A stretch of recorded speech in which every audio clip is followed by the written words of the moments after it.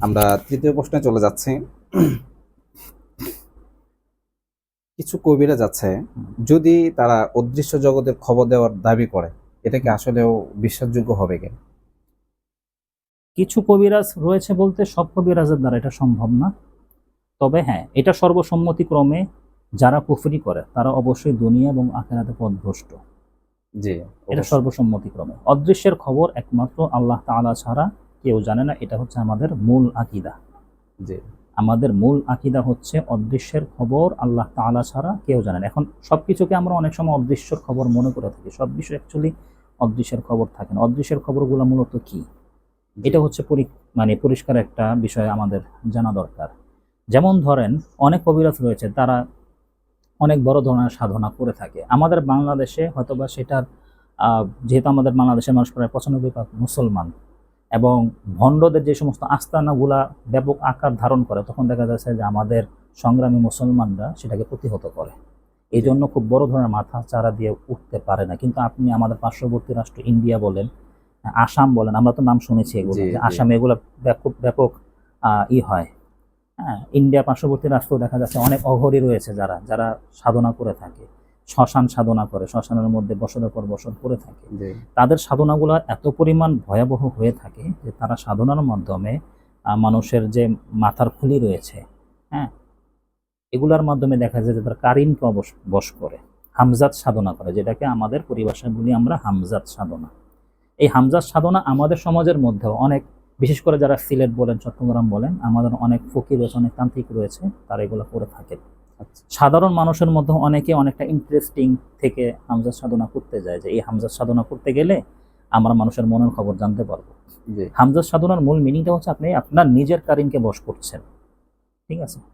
জি, নিজ কারিনকে বশ করছেন, এবং আপনার কারিন দিয়ে আপনি অন্য অন্য রোগীদের, অন্য অন্য মানুষের কারিনের সাথে আপনি সুসম্পর্ক তৈরি করতে পারবেন। জি, আমরা জানি আপনার আমার জন্মের সময় আরেকটা জন্ম হয়েছিল, সেটা হচ্ছে কারিন। সেও আল্লাহ তাআলার সৃষ্টি, কিন্তু সে হচ্ছে শয়তান, এবং সে আমার বন্ধু। জি, যেই দিন আমি বলবো, যেই দিন আমি মারা যাব, এবং আমার লাশটাকে যখন নাকি কবরে দাফন করা হবে, যখন আমরা বলি বিসমিল্লাহি আলা মিল্লাতি রাসূলিল্লাহ, এটা বলে যখন নাকি আমরা নামাই, বা আমরা আরেকটা দোয়া পড়ি, মিনহা খালাকনাকুম ওয়া ফিহা নুঈদুকুম ওয়া মিনহা নুখরিজুকুম তারাতান উখরা। এই যে দোয়াগুলো যে আমরা পড়ি না, এই দোয়া পড়ার সাথে সাথে সেই কারিনও নিশ্চিহ্ন হয়ে যায়। আচ্ছা, হ্যাঁ, সেই কারিন কিন্তু আর তখন আর বেঁচে থাকে না, সেই কারিন কিন্তু জীবিত থাকে। মানুষের মৃত্যু হওয়ার সাথে সাথে সেই কারিনটা আস্তে উপরে তার দেহ থেকে সরে যায়। এখনো কিন্তু সে আমার মধ্যে আছে, আপনার মধ্যে আছে, যে প্রতিনিয়তই আমাদের নফসকে প্রভাবিত করতে থাকে। কারেন্টকে কখনো মেরে ফেলা যাবে না, এক নম্বর কথা। কারেন্টকে সবসময় নিয়ন্ত্রণে রাখতে হয়। এখন এই যে কবিরাজ যারা রয়েছে, তারা যেই কাজটা করে, যে যখন নাকি একজন কবিরাজ আসে, বা কোনো একজন রোগী যখন আসে, আসার পরে তখন দেখা যাচ্ছে তারা যদি এরকম এই হামজাত সাধনা করে থাকে, এটা একটা জিনিস পরিষ্কার বিষয় যে যারা হামজাত সাধনা করে তারা দুনিয়াতে কোনোভাবেই তারা শান্তিতে থাকতে পারে না। তাদের পরিবার পরিজন থেকে শুরু করে সবাই ধ্বংস ধ্বংস হয়ে যায়। কারিন কখনো কারো বসে থাকতে চায় না, কারিন সবসময় স্বাধীন থাকতে চায়। তো যারা হামজাত সাধনা করে, দেখা যাচ্ছে যে তারা সাময়িকের জন্য এই ফায়দাগুলো পেয়ে থাকে কারিনের কাছ থেকে, যে তখন দেখা যাচ্ছে যে সেই কারিন তার ভিতরের কারিনের সাথে সম্পর্ক তৈরি করে। তার ভিতরের কারিন হচ্ছে তার ভিতরের দরজার দারোয়ান, তার ভিতরের দরজার দারোয়ান। আমি আবারও বলছি, অদৃশ্যের খবর একমাত্র আল্লাহ তাআলা ছাড়া কেউ জানে না। এটা যেমন সত্য, ঠিক তেমনই ভাবে কুফর, এটাও তো সত্য। কুফরি করা, জি, এটাও সত্য।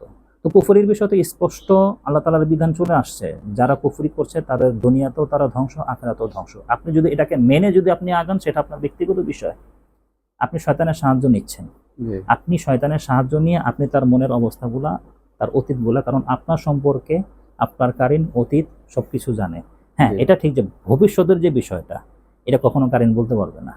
জি, এটা কখনোই, এটা সম্ভাব্য, হয়তো বা কিছু একটা কথা বলতে পারে, সম্ভাব্য, কিন্তু এটা সুনিশ্চিত নয়, এটা নিশ্চিত নয়। কিন্তু অতীত আপনার ঘটে যাওয়া অনেক বিষয় থাকে, সেটা কারিন বলে দিতে পারে। এবং এই ইনফরমেশনটা দেখা যাচ্ছে যে অনেক কবিরাজরা তার হামজাত সাধনার মাধ্যমে এটা নিয়ে থাকে এবং এটা বলে থাকে। আচ্ছা। তো আমরা এই বিষয়টি স্পষ্ট হলাম যে যারা হামজাত সাধনা করে থাকে তারাই শুধু কারিন জিনের মাধ্যমে আরেকজনের তথ্য নিতে পারে, আমার কাছে কিন্তু গায়েব জানে না। আমার কাছে একটা ঘটনা আমি সত্য করে শেয়ার করি। সিলেট থেকে একটা রোগী আসছিল আমার কাছে, সে এরকম হামজা সাধনা করেছিল। আচ্ছা। হ্যাঁ, কিন্তু সে পুরোপুরিভাবে সাধনা করতে পারে নাই, সে মাঝপথে সে আটকে গিয়েছে। অর্থাৎ তাকে কোনো একজন কবিরা সম্ভবত এই হামজা সাধনার আমলটা তাকে দিয়েছে। সে কিছুদিন পরে সে দেখতে পেল যে তার ঘরের মধ্যেই তার অবয়ব একটি ছায়া তার সামনে হাঁটাচলা করছে।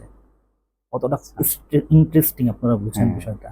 এবং এটা শুধু সে নিজে দেখছে বিষয়টা এরকম না, তার ওয়াইফ পর্যন্ত এটা দেখতেছে। খুব তার ভয়ঙ্কর নিজস্ব বিষয়। একটা অবয়ব, তার ছায়া তার ঘরের মধ্যে হাঁটাচলা করছে। সে, তার পুরো পরিবার তো ভয়ে আতঙ্কে শেষ, আতঙ্কে শেষ। এবং এটার যে চিকিৎসা, এটা চিকিৎসা সচরাচর আমাদের মতো অনেক রাগীরা এটা হয়ে উঠতে পারে না, কারণ সে নিজেই নিজের বিপদ ডেকে আনছে।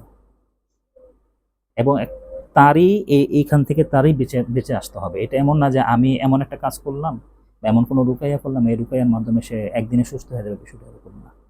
যে পড়বে সে বুঝবে তার জীবনটা কতটা মানে দুরূহ অবস্থা হবে। জি। তাহলে আমরা এটাও বুঝতে পারলাম, যারা এই সাধনার সাথে জড়িত আছে তারা আসলে শান্তিতে থাকতে পারে না। কখনোই না। যে আল্লাহ তাআলা আমাদের প্রত্যেককে এই সাধনা থেকে, কুফরি থেকে হেফাজত রাখুক।